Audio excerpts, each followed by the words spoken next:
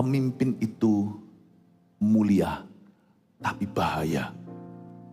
Bahwa kita akan dihakimi menurut standar yang lebih tinggi. Bagaimana anak Anda meneladani Anda, hai papa di rumah.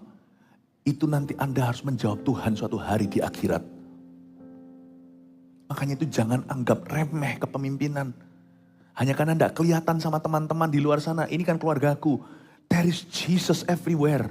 Mata Tuhan menyelidiki dan melihatnya.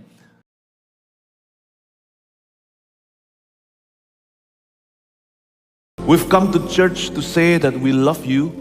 Kami datang ke gereja untuk mengatakan kepadamu, kami cinta padamu.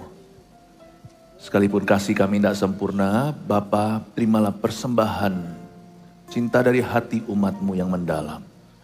Terima kasih, kami panjatkan, syukur kami naikkan karena Engkau tidak lain adalah setia. Terima kasih Bapa, we love you. Teach us to love you. Ajari kami untuk mengasihi-Mu. Mengasihi putra-Mu Yesus Kristus lebih dari hidup ini. Kau mengajari kami hari ini lewat sabda-Mu. Urapi kami lewat firman-Mu, Roh Kudus datanglah. Jamalah jemaat-Mu sepanjang hari Minggu ini.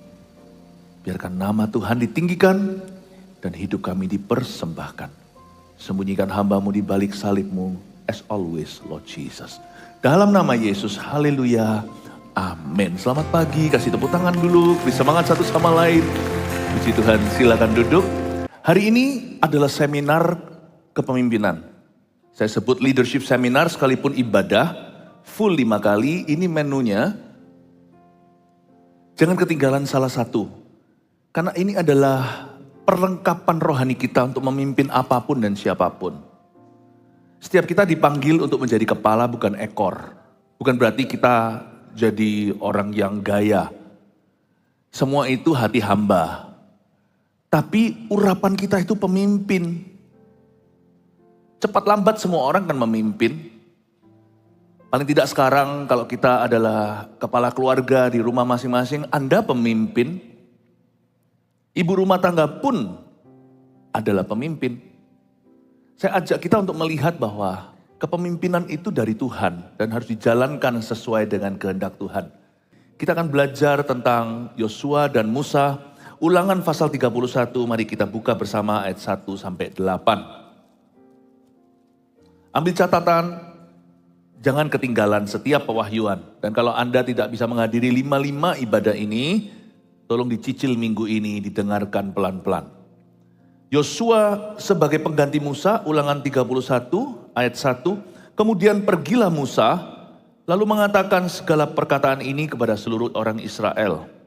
Berkatalah ia kepada mereka, aku sekarang berumur 120 tahun, aku tidak dapat giat lagi. Dan Tuhan telah berfirman kepadaku, sungai Yordan ini tidak akan kau seberangi. Tuhan Allahmu, dialah yang akan menyeberang di depanmu. Dialah yang akan memunahkan bangsa-bangsa itu dari hadapanmu. Sehingga engkau dapat memiliki negeri mereka. Yosua, dialah yang akan menyeberang di depanmu seperti yang difirmankan Tuhan. Dan Tuhan akan melakukan terhadap mereka seperti yang dilakukannya terhadap Sihon dan Og. Raja-raja orang Amori yang telah dipunahkannya itu dan terhadap negeri mereka. Tuhan akan menyerahkan mereka kepadamu. Dan haruslah kamu melakukan kepada mereka tepat seperti perintah yang kusampaikan kepadamu. Kuatkan dan teguhkanlah hatimu, janganlah takut dan jangan gentar karena mereka. Sebab Tuhan Allahmu, dialah yang berjalan menyertai engkau. Ia tidak akan membiarkan engkau dan tidak akan meninggalkan engkau. Lalu Musa memanggil Yosua dan berkata kepadanya, di depan seluruh orang Israel, kuatkan dan teguhkanlah hatimu, sebab engkau akan masuk bersama-sama dengan bangsa ini ke negeri yang dijanjikan Tuhan dengan sumpah kepada nenek moyang mereka untuk memberikannya kepada mereka. Dan engkau akan memimpin mereka sampai mereka memilikinya. Sebab Tuhan, Dia sendiri akan berjalan di depanmu. Dia sendiri akan menyertai engkau. Dia tidak akan membiarkan engkau dan tidak akan meninggalkan engkau. Janganlah takut dan janganlah patah hati. Ayat 1 lagi.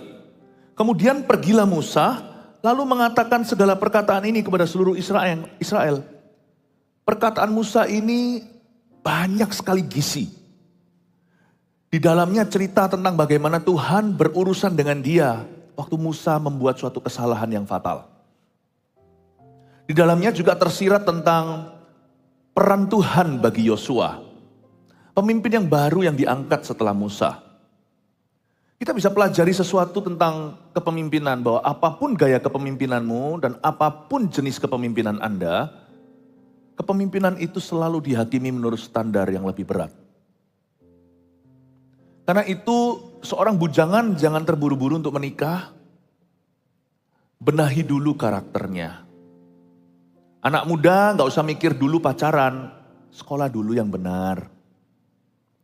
Karena jatuh cinta itu mudah, tapi tidak mudah menjadi kepala keluarga. Tidak gampang jadi suami dan istri. Demikian pula banyak orang yang ingin atau rindu untuk segera kaya. Tahukah dengan harta itu tanggung jawab besar. Kalau kita salah kelola, anak kita pun rusak.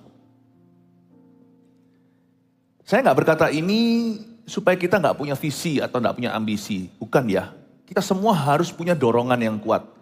Keinginan untuk maju, kata Amsal, ada baiknya perut kita lapar. Itu menjadi motivasi kita untuk bekerja dengan tangan yang rajin. Tapi maksud saya adalah dibutuhkan persiapan. Karena kepemimpinan itu butuh yang namanya kematangan. Di dalam pelayanan juga kita nggak usah tergesa-gesa untuk jadi kepala. Apa salahnya jadi pengikut? Karena seorang pengikut yang baik nanti akan jadi seorang pemimpin yang baik. Belajar dulu, rendahkan hati, belajar di bawah kaki Tuhan Yesus dan para rasulnya. Dari sini kita mengerti dari cerita Musa, Musa menceritakan dengan sangat gamblang, padahal itu soal kegagalannya. Saya kagum sama Musa, orang ini rendah hati sekalipun tetap tidak sempurna seperti kita, dia pernah buat salah. Dia bisa cerita tentang kejadian yang menimpa dia waktu dia marah, yaitu di Mara dan Meriba. Gara-gara itu kan Musa dapat perintah tidak boleh masuk ke tanah Kanaan. Nah, ayat yang kedua bunyinya begini, berkatalah ia kepada mereka, mari kita telusuri perkataan Nabi besar ini. Aku sekarang berumur 120 tahun, ini menjelang mati. Musa itu hidup 120 tahun, aku sekarang sudah berumur sekian, aku tidak dapat giat lagi berhenti. Ini mengundang kekaguman yang dahsyat di hati saya akan orang ini. Orang kalau sudah memerintah lama, sudah biasa dengan kuasa, udah menikmati posisi kedudukannya. Gak semua bisa berkata, aku sekarang sudah tidak gesit lagi alias tidak giat lagi. Wow. Ini besar loh. Ini besar. Biasanya orang kalau sudah berada di pucuk kekuasaan itu maunya menjabat selama-lamanya. Tapi Musa tidak demikian. He knows God's will. Dia tahu kehendak Tuhan. Salah satu hal yang perlu kita pelajari soal kepemimpinan adalah kita harus tahu limitation atau kita harus mengerti batas kita sendiri. Do you know your limit? You cannot be everybody to everybody, to anybody. Kita gak bisa jadi semua orang bagi setiap orang. Apakah kita tahu limit kita atau batas kita? Itu suatu wujud kerendahan hati juga loh, karena Musa itu rendah hati dan lemah lembut. Yesus sendiri, Tuhan sendiri berkata, menyebut Musa sebagai seorang manusia yang paling rendah hati dan lembut jiwanya. Ini bentuk kerendahan hati, yaitu mengenali batas atau keterbatasan diri sendiri. Do you know your limit? Mengenal Tuhan, itu berarti mengenali diri sendiri. Semakin kita kenal Tuhan, kita semakin mengenal diri kita. Dan mengenali diri kita sendiri itu penting, jangan hanya tahu siapa kita. Tapi kita juga harus paham kita ini bukan siapa dalam kehidupan orang lain. Waktu saya berurusan dengan manusia, saya harus mengerti saya ini siapa bagi mereka. Apa kehendak Allah dalam hubunganku dengan orang itu. Dan saya harus ngerti limit batasnya. Saya harus paham dan menghargai, menghormati boundary atau perbatasan. What I am not to him or to that person. Saya ini bukan siapa atau bukan apa dalam hidup orang lain. Saya harus hargai itu. Saya harus hargai itu. Ya. Itu membuat hubungan kita jadi sehat. Ada orang-orang dalam hubungan mencoba jadi Tuhan bagi orang itu. Dan itu gak baik. Ada yang hubungannya jenis tipe-tipe ini, tapi mau jadi everything segala sesuatu dalam diri orang itu. Disitulah muncul yang namanya misuse and abuse. Disitulah yang namanya pelecehan kekuasaan. Musa ini luar biasa. Dia tahu batasnya. He knows what he was not. Dia tahu dia itu siapa, dia tahu dia bukan siapa. Dan dia berkata, aku sudah 120 tahun. Aku menilai sebelum aku dihakimi dengan standar lebih tinggi, aku bisa menilai diriku dengan baik pula. Aku bisa menilai diriku dengan sehat dan objektif. Guys, aku gak bisa gesit lagi seperti dulu. Aku gak mau jadi bottleneck, tidak mau menjadi leher botolnya bangsa Israel. Anda melihat kadang-kadang di kota tertentu macet luar biasa. Tahu gak gara-gara apa? Di sebelah sana ada kecelakaan. Karena gangnya sempit. Wow, antrian mobil panjang. Kita gak mau jadi kecelakaan, titik kecelakaan itu bagi umat Tuhan atau bagi siapapun yang kita pimpin. Kita gak mau menjadi penyumbatnya. Musa berkata, aku sudah gak gesit. Kemampuanku ya segitu. Disinilah aku membutuhkan seorang Yosua atau orang yang lain yang berkarunia. Ini gak bicara tentang regenerasi saja, tapi juga bisa mengajarkan kepada kita teamwork. No one suffices, no one is sufficient. Tidak ada orang yang cukup dalam kepemimpinannya seorang diri saja. Di sini kita butuh orang lain, kita butuh orang lain juga. Dan saya suka sekali perkataan ini, coba kita baca sekali lagi ayat 2. Berkatalah Musa kepada mereka, aku sekarang berumur 120 tahun, aku tidak dapat giat lagi. Dan Tuhan telah berfirman kepadaku, perhatikan Tuhan berfirman sama dia ya. Sungai Yordan ini tidak akan kau seberangi. Ya. Musa mengerti untuk tidak melampaui waktu ilahi dan kehendak Tuhan. Ada yang namanya kairos Allah. Ada yang namanya waktu Tuhan. Semua indah pada waktunya dan Musa mengerti waktu dia 120 tahun. Bahwa dia sudah hampir saja mencapai. Bukan akhir hayatnya, tapi titik maksimal potensinya. Dia berkata, aku butuh Yosua. Aku butuh orang lain juga.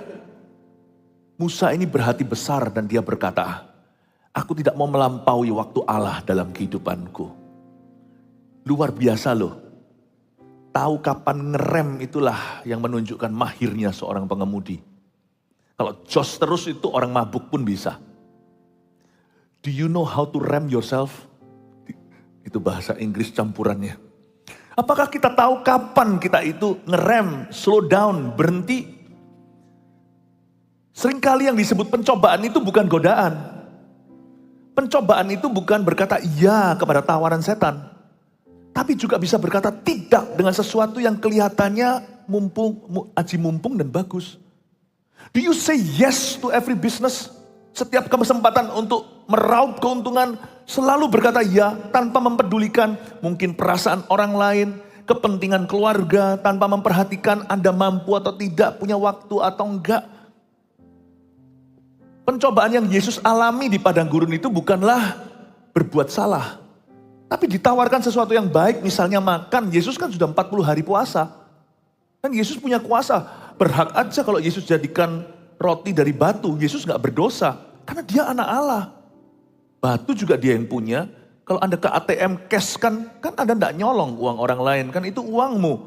Seluruh bumi alam semesta ini diciptakan oleh firman. Pada mulanya adalah firman. Firman itu bersama dengan Allah. Firman itu adalah Allah. Firman itu menjelma menjadi manusia, Yesus Kristus namanya. Dia mau jadikan roti dari batu itu hak-haknya dia. Jadi kalau Yesus jadikan juga gak dosa. Tapi Yesus gak mau. Gak mau. Karena Yesus tahu bahwa Jesus knew his purpose. Yesus tahu tujuan hidupnya adalah naik ke kayu salib, bukan gratifikasi atau memuaskan diri. Untuk mengenyangkan perut. He did not live for his stomach. Dia gak hidup untuk perutnya. Dia hidup untuk kehendak Bapaknya. Makananku ialah melakukan kehendak Bapa dan menyelesaikan pekerjaannya. Dia tahu. Bahkan Yesus ketika pergi dalam misi pun diminta tolong oleh seorang wanita berketurunan Yunani, Sirofenisia, mungkin dari atas-atas sana. Ya. Dan memohon-mohon untuk Tuhan sembuhkan. Yesus gak demonstrasi kuasa karena obralan. Wow, Yesus mau terkenal nih. Apa aja pokoknya yes man.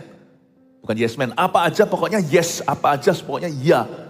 Semua dia terima. Enggak tuh, Yesus ngomong terus terang. Itu bukan hanya ilustrasi atau memancing orang itu atau memancing imannya.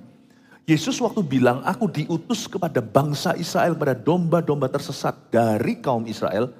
He meant every word of it. Dia sungguh-sungguh bermaksud tulus dengan perkataannya. Yesus tidak buat-buat untuk memancing iman sang wanita. Yesus berkata, memang aku ini diutus kepada domba sesat dari bangsa Israel. Nanti kalau aku sudah diangkat ke sorga, pasca kematian dan kebangkitanku, murid-muridku lah yang membawa Injil keluar dari Yerusalem ke Yudea, Samaria sampai ujung dunia. Ini bukan porsiku dari Bapa, tapi karena orang itu memaksa dan karena imannya menggerakkan hati Bapa, karena tanpa hati Bapa tergerak, Yesus gak akan bergerak. Ini yang saya sebut sebagai permissive will atau kehendak Bapa yang diizinkan dalam kehidupan orang, karena orang itu ngotot beriman. Dan Tuhan tidak keberatan. Akhirnya Yesus memberi dia remah-remah roti. Yang dia katakan remah pun anjing mau.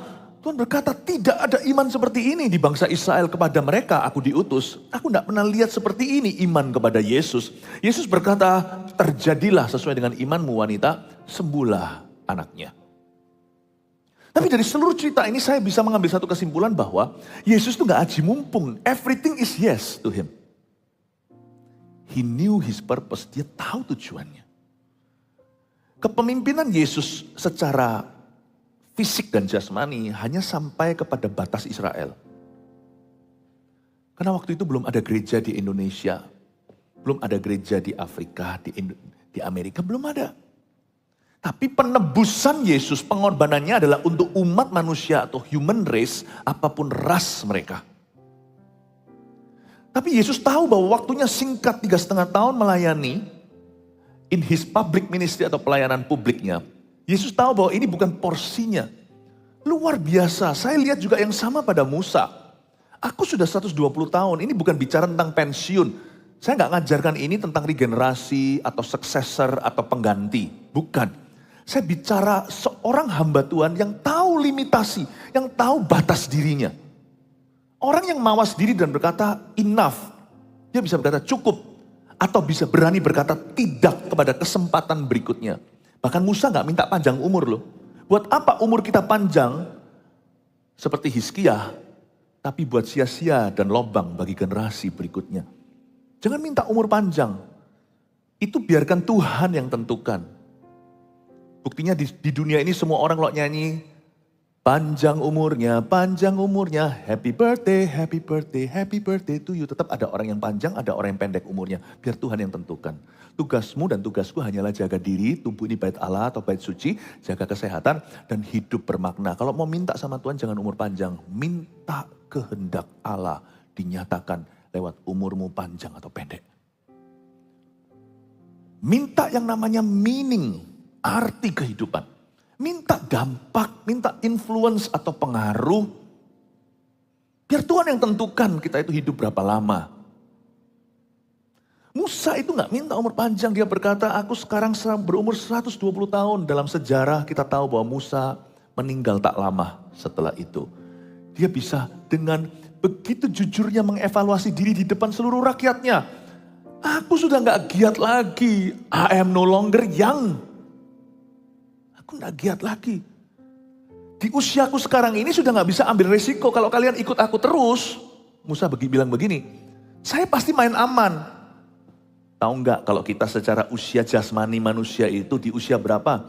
Usia orang umur 20 itu idealis. Misalkan kalau mau bisnis, kalau dia tidak kepepet dengan kebutuhan misalnya dari keluarga yang mampu, dia akan selalu menimbang, aku maunya bisnis ini, bisnis itu. Padahal kesempatan di depan yang lebih mudah tidak dia ambil. Dia cari sesuatu yang sifatnya itu idamannya. Ya kan? Karena usia 20-an itu idealis sebenarnya. Nanti di usia tertentu, mulai realistis, umur 30. Mulai tiba-tiba menyadari, aku udah umur segini masih bermimpi. Umur 40, ya ini secara umum ya, tetap ada perkecualian oke. Secara psikisnya manusia, umur 40 itu mulai masuk segala macam peperangan negatif thinking. Di situ manusia mulai memberontak lagi kalau tidak punya Tuhan. Namanya midlife crisis atau krisis tengah baya. Dulunya yang biasa pakainya polos-polos, tiba-tiba pakai bunga-bunga yang berani semuanya. Mencari jati diri lagi. Yang bunga-bunga gak apa-apa ya di sini ya. Saya enggak, bukan berarti itu, bukan berarti Anda begitu. Tapi umur 40 ini umur kematangan. Kalau kita bisa lewati dengan baik, takut akan Tuhan, semua jadi fondasi sampai mati. Sebenarnya umur 40 itu indah. Tapi mulai masuk umur 40 ke 50, sudah mulai main aman. Jarang ada orang yang akan babat alas menjadi seorang penerobos lagi dan ambil semua resiko, segala sesuatu diresikokan sekali lagi. Biasanya itu umur-umur tertentu nanti. Itu umur lebih muda begitu. Umur 60, umur 70 terutama. Sudah mulai orang-orang merasa pikirannya, aku mau memulai sesuatu yang baru itu malas. Kalau bisa, udah ini aja lah, baik-baik aja, fine-fine saja. Tidak heran misalnya anaknya pulang dari luar negeri, mau coba rombak sistem bisnisnya, dia bilang dari dulu papa ya begini kok. Udah jangan diganti-ganti, aduh tuh itu gunting taruh situ. Ini caranya memang begini, enggak banyak ada cara baru begini, harus masuk online segalanya. Enggak usah online, papa sudah punya pelanggan tetap. Sampai akhirnya pelanggannya semua ke online dan tidak ke tokonya. Dia baru menyadari, oh iya. Sama halnya dengan gereja. Kalau kita tidak berbenah diri juga, pakai cara lama. Di umur-umur tertentu, mengapa kepemimpinan itu melemah? Karena kita tidak menyadari bahwa it's not finished with us. Tidak berhenti sampai kita. Tidak berhenti. Makanya itu kita harus selalu memberi kesempatan kepada orang lain. Dan dalam hal ini Musa akan memberi kesempatan kepada Yosua. Betapa luar biasanya. Tapi nggak langsung tiba-tiba Yosua itu penuh dengan pembentukan Allah. Aku sekarang itu sudah tua kata Musa. Aku sudah nggak gesit, nggak giat. Aku sudah bukan berada di usia idealis, malah terlalu realistis. Aku sudah bukan lagi di dalam usia yang punya visi. Atau yang berani ambil resiko lagi. Kalau kalian ikut aku, sepurnya bunyinya akan terprediksi. Tut, udah monoton. Tidak akan ada satu gebrakan besar kata Musa. Aku sudah umurnya 120. Udah gak mau lagi masuk dalam peperangan baru, perang Kanaan atau apa. I think it's not my time kata Musa. Ini bukan lagi porsiku. It's not my cup of tea bahasa Inggrisnya. Ini bukan lagi bagian saya. Saya sudah gak mampu. Mampuku cuma segitu. Tapi bukan hanya ngaku tidak mampu, Musa membuka pintu untuk yang lainnya mulai bangkit di bawah kepemimpinannya. Inilah luar biasanya. Kebanyakan yang saya lihat, pemimpin-pemimpin yang kolot dan kuno, anak-anaknya susah berkembang. Termasuk di rumah sebagai papa, janganlah Anda kolot. Kita jangan begitu. Ajak dialog. Berikan suatu ruang untuk kita sendiri bisa belajar dari Yosua kita. Demikian pula dalam kepemimpinan di CG kelompok sel misalnya. Berapa banyak orang-orangnya udah siap. Tapi kita aja nggak berani ambil risiko lagi. Langsung disimpan puluhan tuh sampai tahunan. Orang-orang di bawahnya sudah begitu banyak. Tetapi tetap ditahan, tidak pernah dilepaskan. Mengapa? Aku semuanya gini aja, tiap minggu pokoknya sama aja. Kalau gitu maybe you're not supposed to lead. Dalam kepemimpinan kelompok sel. Harusnya Anda mengembangkan orang. Kalau orang gak berkembang atau Anda gak mengembangkan atau Anda sendiri gak berkembang. Maybe you should take, mungkin Anda perlu ambil kursi sebelah driver seat, sebelah kursi pengemudi. Mungkin jangan jadi leader. Mungkin jadi orang yang berdiri di sisi dan mendukung yang lainnya. Kalau kita gak bisa kembangkan orang, kita bukan pemimpin yang baik. Berapa banyak orang misalkan di dalam kelompok sel itu, mati kutunya, bottleneck atau leher botolnya itu adalah pemimpinnya. Kita harus pelajari sesuatu, anak susah berkembang juga. Karena itu praktekkan yang namanya kepemimpinan yang terbuka. Sungai Yordan ini gak akan kau seberangi, kata Tuhan dalam firman-Nya kepada Musa. Kamu gak akan melampaui waktu ilahi, your time has come. Tapi dari pelajaran ini, dari ayat ini saya juga mempelajari bahwa kepemimpinan itu serius sekali. Kalau kita bandingkan perkataan Tuhan di ayat 2b ini, dan Tuhan telah berfirman kepadaku, kata Musa, sungai Yordan ini gak akan kau seberangi. Kalau kita bandingkan langsung apple to apple, atau langsung kita bandingkan kedua firman ini, ada sesuatu yang baru. Gak usah dibuka, tapi di Bilangan pasal 20, Tuhan kan ngomong sama Musa, nanti kamu hanyalah mengatakan kepada gunung batu ini, maka akan keluar airnya untuk memberi minum umatku. Memang umat Tuhan nakal dan bandel sih. Tapi Musanya itu muncul ya, memanggil semua jemaatnya dan dia marah-marah. Kata-kata yang dia ucapkan adalah, kamu orang durhaka. Tuhan gak suruh dia katakan itu. Kalian orang durhaka. Langsung dipukul 2 kali dengan emosi. Pak, pak. Akhirnya banyak keluar. Tapi immediately ayat berikutnya, Tuhan berfirman kepada dia, karena kamu tidak percaya dan tidak menghargai, menghormati kekudusanku di depan jemaatku, kamu tidak akan memimpin mereka masuk ke tanah perjanjian. Oke? Tapi di ayat 2b ini bunyinya kok lain ya, kok ada upgrade. Dan Tuhan telah berfirman kepadaku, sungai Yordan ini tidak akan kau seberangi. Tadinya di Bilangan 20 Tuhan hanya bilang sama Musa, kamu tidak akan memimpin mereka untuk merebut tanah Kanaan. Kamu tidak akan memimpin mereka. Tapi di ayat ini Tuhan bilang, bahkan kamu tidak akan menyeberangi sungai Yordan. Itu beda loh. Bisa aja Musa masuk seperempat, lalu dia mati di Kanaan. Tapi kamu tidak mimpin, biarkan Yosua. Tapi di sini bahkan kakimu pun tidak akan melampaui sungai Yordan itu. Ini yang saya sebut seriusnya, fatalnya kesalahan Musa. Padahal kalau kita pikir-pikir bisa protes sama Tuhan. Salah apa sih dia? Sekali-kali emosi. Kalau Anda baca tegar tengkuknya Israel, menurut saya sih cengli lah ya. Lumrah sepantasnya Musa marah. Kenapa? Kan dia tidak mengucapkan sumpah serapah. Dia hanya berkata, orang-orang durhaka. Kata durhaka itu seperti kita ngomong sama anak kita, kamu kok anak yang kurang diajar rasanya. Kenapa gitu aja Tuhan menolak Musa? Coba pikirkan. Kan dia mukul di depan sana, kan yang dia pukul sama tongkatnya kan bukan bangsa Israel. Kan dia tidak ada melakukan kekerasan apa-apa. Lain cerita kalau dia pukul jemaatnya, pukul anaknya. Enggak kan, dia kan pukul batu. Kalau kita lagi emosi, kita pergi ke Sansak, tempatnya orang bertinju, kita pukul sekeras-keras mungkin, bang! Lega. Di Amerika ada bahkan satu tempat untuk bisnis, untuk bisa pecah-pecahkan barang. Kita bisa beli waktu 1 jam masuk ke situ, pecah-pecahkan seenaknya, dipakai kacamata pelindung dan sarung tangan segala. Untuk orang melampiaskan emosi. Gilanya dunia. Sedangkan kita bisa serahkan begitu aja cuma-cuma di kakinya Kristus kok. Apa salahnya kalau orang lagi ngamuk gitu pukul karung tinju. Musa kan pukul gunung batu. Tapi Tuhan menganggap itu adalah laknat. Bukan karena perbuatannya saja, tapi siapa yang diwakili Musa. Pemimpin itu mulia, tapi bahaya. Bahwa kita akan dihakimi menurut standar yang lebih tinggi. Bagaimana anak Anda meneladani Anda, hai papa di rumah. Itu nanti Anda harus menjawab Tuhan suatu hari di akhirat. Makanya itu jangan anggap remeh kepemimpinan. Hanya karena tidak kelihatan sama teman-teman di luar sana. Ini kan keluargaku. There is Jesus everywhere. Mata Tuhan menyelidiki dan melihatnya. Di sini saya mau coba jelaskan pada Anda seriusnya kesalahan Musa.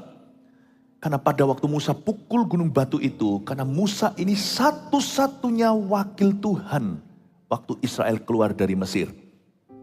Musa adalah salah satu wakil Kristus yang utama di perjanjian lama. Nah kalau dia ngamuk-ngamuk, nguring-nguring begitu, mereka bangsa Israel belum punya Alkitab, Kejadian sampai Wahyu seperti yang kita punya. Mereka lihat Musa sebagai surat terbuka. Dan akhirnya mereka ngambil kesimpulan bahwa Allah itu emosian. Disinilah Tuhan berkata, kamu tidak menghargai aku di depan umatku. Kamu salah mewakili saya, kata Tuhan kepada Musa. Apa yang kamu lakukan sebagai pemimpin atau katakan, Itu surat terbuka, itu Injil terbuka untuk orang-orang yang kau pimpin. Setiap orang Kristen itu pemimpin. Buktinya kalau kita salah, yang disalahkan Tuhan. Orang Kristen itu gara-gara itu. Orang benci Kristus gara-gara kita. Paham maksud saya? Makanya every Christian is a leader. Karena kita semua itu ditentukan jadi garam dan terang. What you do, what you say, what you don't do, what you don't say. Apa yang kau katakan, apa yang kau lakukan, apa yang kau tidak katakan, apa yang kau tidak lakukan. Itu akan represent or misrepresent Christ. Itu akan mewakili atau salah mewakili Kristus di depan dunia. Apa yang kita katakan, lakukan, mewakili Tuhan. Atau bisa jadi kita akan memberikan kepada orang lain image yang salah tentang Tuhan. Seharusnya Musa hanyalah mengucapkan. Tuhan berkata sama dia, karena kamu pemimpin, kamu tidak akan hanya tidak memimpin mereka. Kamu pun tidak akan menyeberangkan kaki lepas dari sungai Yordan ini. Yordan, kamu selesai. Luar biasa ya. Waktu saya baca ini saya ngerti. Saya sebagai papa, sebelum saya jadi pendeta, saya sebagai suami. Saya sebagai orang Kristen aja. Sebagai anak di keluarga, sebagai saudara, bagi saudara-saudara saya. Kita semua itu membawa Kristus. Kristus harum wangi atau basi namanya di hati seseorang itu semua tergantung saya. Belum lagi sebagai pendeta, public figure. Apalagi kalau kita memimpin kelompok sel atau kelompok lebih besar. Kita semua itu membawa keharuman Kristus. Di tengah-tengah kejatuhan, 1.000 di sebelah kanan, 10.000 di sebelah kiri. Sudah banyak hamba-hamba Tuhan yang jatuh. Banyak orang-orang Kristen yang salah. Kita itu ditegakkan oleh Tuhan, dibentuk oleh pejunan, diurapi untuk memang momen ini ketika semua orang pandangannya rusak tentang banyak orang itu trauma dengan kekristenan, dengan hamba-hamba Tuhan. Kita itu dimunculkan di saat yang tepat. Nggak boleh satu orang pun di dalam jemaat kita yang merasa, itu urusanku. Anda juga bawa nama gereja. Wah, Jemaat Mawar Sharon kayak begitu. Hati-hati, bahkan di sosial media pun. Di sosial media, kita itu bisa jadi teladan atau bukan. Jangan sampai kita itu salah di hadapan Tuhan. Karena di hadapan manusia, bisa aja. Misalnya di sosial media, orang bisa pakai akun palsu kok. Untuk mengucapkan ini, itu, serang sana sini atau bully. Tapi setelah kita lakukan itu, apa kita nggak sungkan sama Tuhan yang Maha Tahu? Itu akun palsu, tapi Tuhan tahu siapa aslinya yang ketik itu. You know, we are all leaders. Minimal kita semua memimpin diri kita itu harus dengan benar. Kalau tidak ada satu orang lagi yang bisa saya pimpin di hidup ini misalnya, saya masih bisa memimpin hidupku. Selalu ke kaki Tuhan. Be a good leader for yourself. Orang yang tidak bisa mengasihi dirinya tidak akan bisa mengasihi orang lain. Bukan mengasihani dirinya loh ya. Sebab perintah Tuhan yang pertama, yang kedua sama pentingnya yang dengan yang ke-1 disebut perintah yang terutama. Kasihilah sesama manusia seperti dirimu sendiri. Lead yourself so you can lead others. Pimpin dirimu sendiri supaya bisa memimpin orang lain.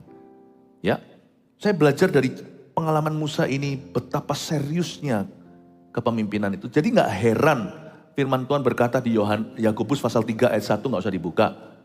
Saudara-saudaraku, janganlah banyak di antara kamu mau jadi guru. Sebab kita tahu bahwa mereka yang dipercaya lebih, maksudnya guru akan dihakimi dengan standar atau ukuran yang lebih berat. Ini bukan berarti kita menolak kesempatan untuk memimpin. Kalau kita dipercayai, kamu akan menjadi pemimpin CG berikutnya atau pemimpin kelompok sel. Bukan. Maksudnya ayat ini bukan supaya kita itu mungkir dari panggilan, tapi supaya kita mempersiapkan dirinya. Tuhan Allahmu, dialah yang akan menyeberang di depanmu, ayat 3. Dialah yang akan memunahkan bangsa-bangsa itu dari hadapanmu. Sehingga engkau dapat memiliki negeri mereka. Coba garis bawahi kata, sehingga engkau dapat memiliki negeri mereka. Baru setelah itu Tuhan berkata, Yosua, dialah yang akan menyeberang di depanmu. Seperti yang difirmankan Tuhan. Kalimat, sehingga engkau dapat memiliki negeri mereka, itu dalam bahasa Inggrisnya, you will cause them to inherit. Saya ulangi lagi ya, ayat yang kita baca barusan ini, harafiah bunyinya begini. Sehingga engkau dapat memiliki negeri mereka. Bahasa Inggrisnya saling melengkapi. Sehingga karena engkau, mereka akan memiliki negeri. sama artinya dari sudut pandang yang berbeda. Sehingga engkau bersama dengan umat yang kau pimpin tentunya dapat memiliki negeri mereka. Tetapi dalam bahasa Inggrisnya begini. Sehingga gara-gara dirimu Yosua, mereka akan mewarisi negeri. Jadi kepemimpinan itu a gift from the Lord. Kepemimpinan itu adalah karunia. Leaders are God's gifts. Pemimpin yang baik adalah karunia dari Tuhan. Gara-gara mereka kita akan mewarisi sesuatu. Berbahagialah keluarga yang papa mamanya takut akan Tuhan. Anak-anaknya akan mewarisi sesuatu yang baik. Gimana pun juga meskipun setiap orang punya pilihan, pasti ada pengaruh dari keluarga baik atau keluarga yang hancur. Dari broken home atau happy home atau godly home. Pasti ada perbedaannya. Coba lihat ya. Orang yang dari keluarga yang punya kepemimpinan yang takut akan Allah. Anak-anaknya gak mulai dari nol, apalagi minus. Meskipun dari broken home, ya orang punya pilihan, saya ngerti. Bahkan Yefta itu anak pelacur, hakim-hakim. Tetapi pasti ada sesuatu yang mereka harus struggle dulu. Ada sesuatu yang mereka harus bergumul, menerobos itu, dan menghadapi familiar spirit atau roh-roh yang familiar dengan keluarga itu. Akan selalu jadi hantu yang menghantui. Gak ada yang namanya, gak usah takut dengan yang namanya haunted house. Itu diusir pengudusan selesai. Tapi haunted home, itu yang susah. Itu mindset. House itu gedungnya, home itu keluarganya. Seperti ada hantu yang menghantui keluarga itu turun-temurun. Meskipun ada orang benar yang muncul, tapi akan dikejar terus. Itulah sebabnya leaders are God's gifts. Pemimpin yang baik, yang takut akan Allah, baik itu konteksnya rumah atau perusahaan atau company atau gereja, itu adalah kasih karunia Allah, itu karunia Tuhan, itu karunia-karunia Roh Kudus. Salah satu daripada karunia-karunia roh yang bukan demonstratif seperti 9 karunia roh di Korintus itu, salah satu daripada karunia roh yang disebut karunia administrasi, karunia service, karunia hospitality, karunia melayani, salah satu yang utama adalah karunia memimpin, the gift of leadership. Ternyata leaders, pemimpin itu adalah karunia. Gara-gara mereka kita bisa mewarisi sesuatu, tapi gara-gara mereka bolong, sesuatu akan bolong di dalam diri orang-orang yang mereka pimpin. Saya bersyukur, berdoa supaya gereja kita tidak akan pernah jemaatnya trauma dengan kepemimpinan. Karena jadi sehat, jadi gemuk-gemuk rohaninya. Bukan gemuk itu yang jelek ya, ini gemuk yang baik. Jadi kuat, jadi besar. Be that gift, jadilah karunia itu bagi orang yang kau pimpin, baik dalam keluargamu, atau dalam ministry, atau in your company. Nanti di ibadah-ibadah setelahnya saya nanti akan ajarkan banyak hal. Ibadah terakhir malahan saya akan nanti impartasikan tanda-tanda pemimpin yang efektif seperti apa. Ternyata ada pemimpin yang baik, ada pemimpin yang jahat. Ada pemimpin yang efektif, ada pemimpin yang belas gak efektif. Ya, nanti aja pelan-pelan saya bangun sepanjang hari ini. Tapi kita lanjutkan dulu di ayat yang keempat. Dan Tuhan akan melakukan terhadap mereka seperti yang dilakukannya terhadap Simon dan Og, raja-raja orang Amori yang telah dipunahkannya itu, dan terhadap negeri mereka. Tuhan akan menyerahkan mereka kepadamu, dan haruslah kamu melakukan kepada mereka tepat seperti perintah yang kusampaikan kepadamu. Ini adalah perintah Tuhan pada sang pemimpin yang baru, dan kamu harus lakukan tepat loh ya, seperti perintah yang kusampaikan kepadamu. Nanti di Yosua pasal 1, amanahnya tidak berubah. Renungkan firman Tuhan siang dan malam, supaya kamu beruntung dalam perjalanan. Jangan menyimpang ke kiri dan kanan, tapi terus lakukan perintah Tuhan supaya kamu berhasil. Sebagai seorang pemimpin, dalam konteks apapun ya, saya bicara secara umum general. Apa yang kau katakan dan tidak katakan, akan membuat perbedaan. Apa yang kau lakukan dan tidak lakukan, akan membuat perbedaan besar dalam diri orang-orang yang kau pimpin. Takutlah akan Tuhan, jadilah guru yang baik. Ayat 6, kuatkanlah dan teguhkanlah hatimu, janganlah takut dan jangan gemetar karena mereka. Sebab Tuhan Allahmu, dialah yang berjalan menyertai engkau. Ia tidak akan membiarkan engkau dan tidak akan meninggalkan engkau. Indahnya Tuhan dengan Musa selaras. Musa ngomong begini, menyambung lidah bibir Tuhan. Kuatkan dan teguhkan hatimu, jangan takut, jangan gemetar. Nanti Tuhan sendiri ngomong langsung pada Yosua, persis kata-kata Musa. Tuhan itu cinta Musa sekalipun Musa salah. Tapi waktu Musa melakukan pelayanannya dengan benar dan kepemimpinan, Tuhan pun selaras dengan dia. Nanti Tuhan ucapkan langsung secara directly kepada Yosua kalimat yang sama. Kuatkan dan teguhkan hatimu. Jangan kecut hati, jangan takut. Aku menyertaimu seperti aku menyertai Musa. Waktu Musa mati, Tuhan bilang begitu. Ayat 7. Lalu Musa memanggil Yosua dan berkata kepadanya di depan seluruh orang Israel, kuatkan dan teguhkan hatimu sebab engkau akan masuk bersama-sama dengan bangsa ini ke negeri yang dijanjikan Tuhan dengan sumpah kepada nenek moyang mereka untuk memberikannya kepada mereka. Dan engkau akan memimpin mereka sampai mereka memilikinya. Saya perhatikan di ayat yang ke-7 ada kata sebab engkau akan masuk bersama dengan mereka. Lalu ada kalimat dan engkau akan memimpin mereka. Pertanyaannya, tidak sanggupkah Tuhan itu memimpin bangsa Israel tanpa pemimpin manusia? Tuhan sudah tawarkan sama Musa.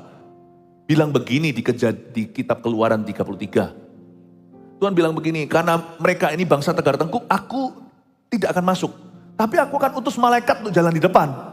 Loh, kalau malaikat jalan di depan kan enak.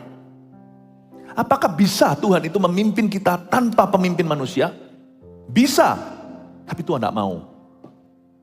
Entah kenapa misterinya saya nggak coba ajarkan karena hal tertentu hanya perlu diterima, tidak perlu diajarkan atau dipelajari. Kunci kerajaan sorga diletakkan di tangan murid-muridnya. Berarti mau nggak mau kita itu butuh manusia.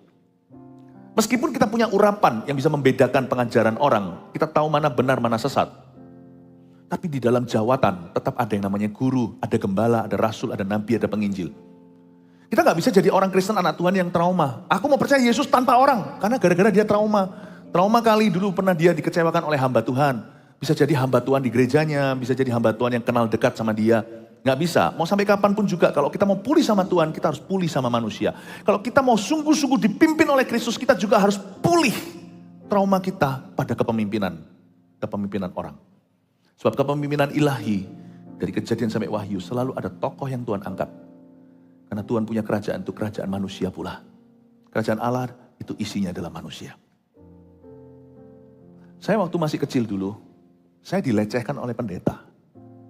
Kalau Anda belum baca biografi saya, waktu saya sekolah di Singapura, seorang pengkhotbah, kami anak-anak kecil waktu itu mengalami pelecehan bersama.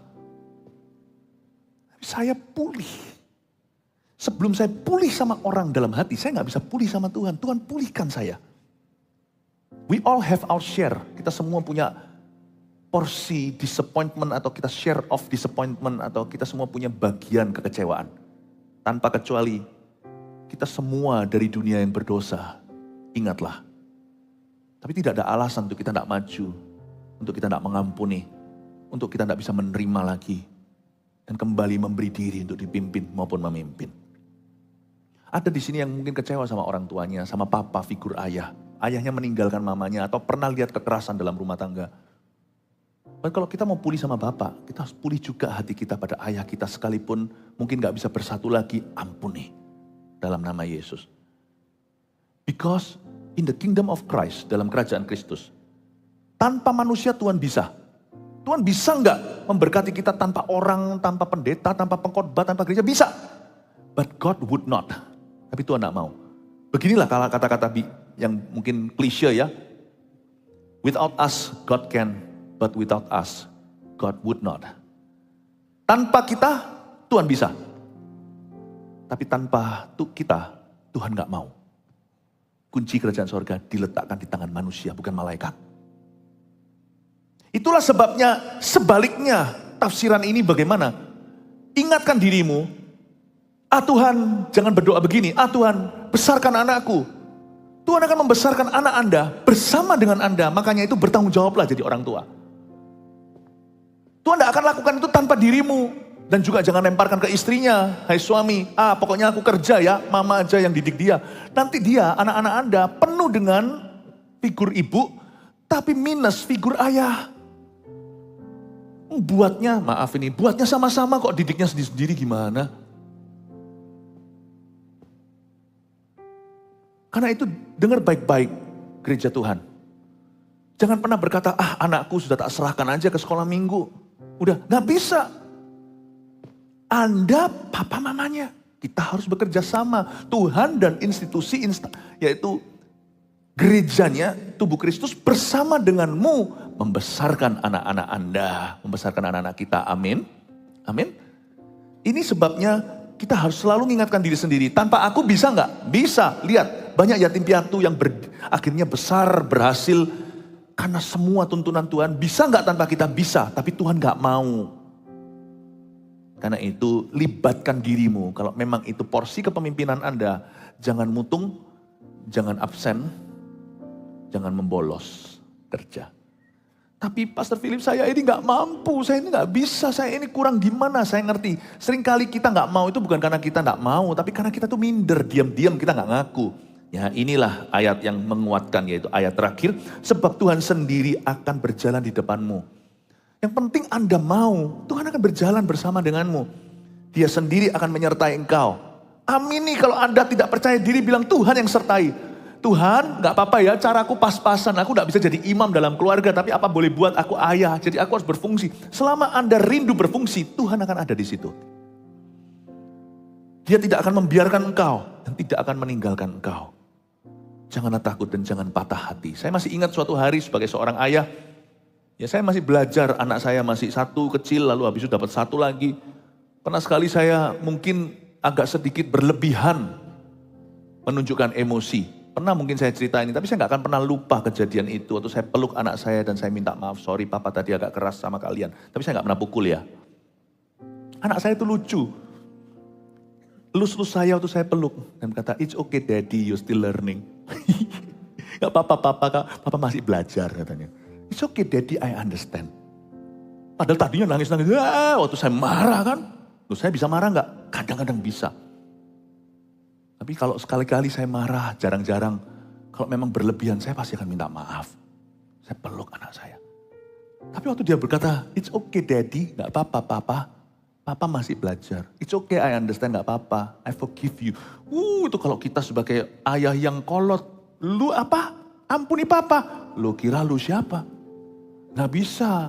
Kalau kita begitu, Tuhan akan ngomong sama kita juga. Lalu kamu kira kamu siapa? Kamu manusia gak pernah salah. Meskipun posisimu di ular tangga, itu di anak tangganya itu di atas.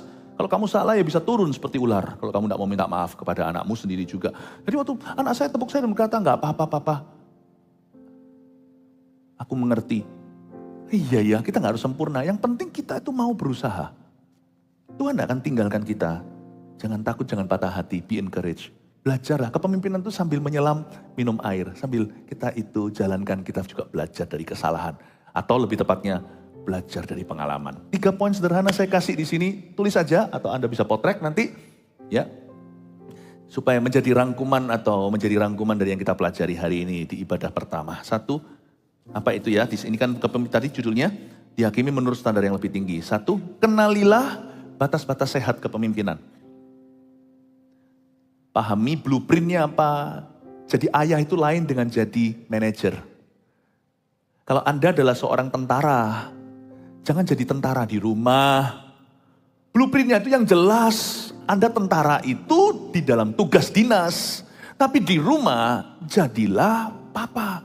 Saya juga ngerti. Saya jadi pendeta itu di gereja. Bukan berarti di rumah kelakuan saya beda. Enggak. Kristen di mana-mana. Saya itu Kristen yang jadi pendeta. Saya itu orang Kristen yang jadi ayah. Saya itu orang Kristen yang jadi suami orang. Saya itu orang Kristen yang jadi Kristen itu di mana-mana.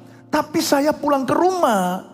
Saya tidak menaruh beban atau tekanan pelayanan atas diri putra-putri kami. Papamu pendeta loh ya, kamu gini. Enggak ada gitu. Karena itu anak-anak kami sehat, tumbuh dewasa dalam iman. Saya bilang kamu boleh buat kesalahan. Layaknya anak semua keluarga Kristen selalu can make mistakes. I will love you no matter what. Lihat tuh. Kita harus tahu blueprint kita. Kita itu apa di mana, jangan jadi apa itu di mana-mana. Tapi jadi Kristen di mana-mana. Blueprintnya apa? Batas-batas sehat kepemimpinan apa? Job deskripsinya apa? Ya, deskripsi tugas-tugas Anda itu apa? Tuliskan 1, 2, 3, 4, 5 sendiri. Lalu larangan-larangannya jangan dilanggar. Batas-batasnya. Sebagai seorang pendeta, saya tidak bisa gantikan ayah ibumu.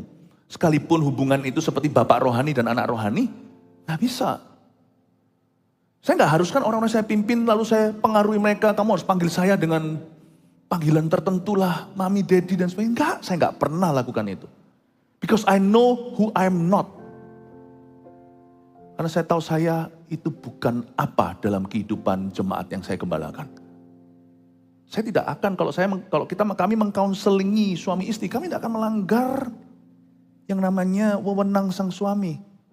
Makanya kalau ada istri yang langsung jelek-jelekan suami di depan kami, biasanya kami berkata, Bu jangan begitu.